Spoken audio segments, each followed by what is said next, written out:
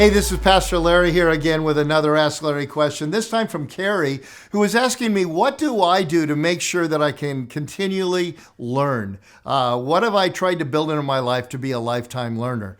And I really want to talk about the principles of being a lifetime learner rather than the specific things that I have done. There's a few of them I might share with you, but they are pure description, not prescription. And the key of it is something that I want to put up here on this chart. And what most of us do is when it comes to learning, we have a field. And I'm no artist, but pretend this is a book, or these are the great books or the great podcasts in our area of expertise. And we tend to focus ourselves in that area. And what happens is we can come to a certain level of knowledge and insight that will solve most of our problems. Because if you're a leader, a lot of things you'll solve yourself. You'll quickly solve with your team. You might even solve with your tribe. But at the end of the day, there is only so much that can be learned by your particular field and the writing in it. So as pastors, it might be theology, it might be church growth, it might be practical theology, commentaries, etc. We spend our time in the realm of theology and the realm of church ministry. But notice, there's not only information here, there are also boundaries.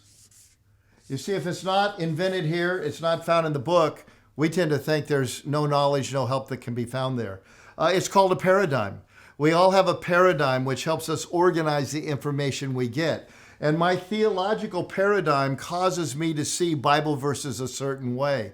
My organizational paradigm causes me to see problems and issues in organization a certain way.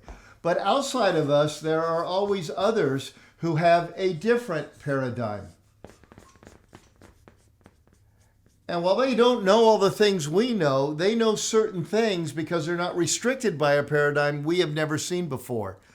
There's a famous story about a hospital in Europe, and they were not having good success transferring people from emergency room once they got out of ICU to other parts of the hospital. The mortality rate was higher than it should be. And the mistake rate of reading charts and getting everybody plugged in and hooked up to all the right things was not working out like it should. So what they did is they actually contracted with a Formula One team, a race car team. And they said, what do we need to know? And here was their brilliance. They knew everything every other hospital knew. They knew everything doctors knew. They knew all the emergency stuff. But over here was a race car team that knew how to do very quickly and very consistently chores in a quick way that should take a long time. I mean, they're changing out the tires, they're changing out part of the engine, they're fixing part of the car that is broken, all of this stuff amazingly quickly. And it was because it was so repetitive. That's how they learned to do it.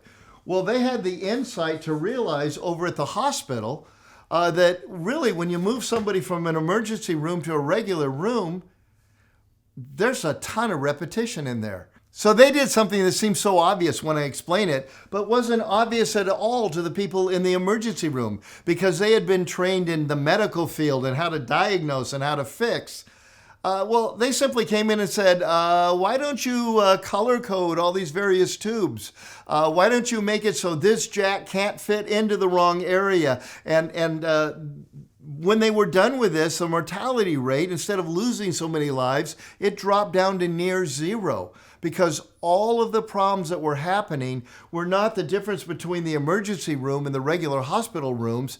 They were problems in transition and making sure the transition was smooth. Now, here's what that's called. This is called associative learning. When you learn something in a field over here that seems to have nothing to do with the field over here, and you get that aha of, oh my goodness, there's an insight here. So here's what I want to encourage you to do to be a lifetime learner. Do the natural things and find the disciplines here. And they're going to be different for all of us.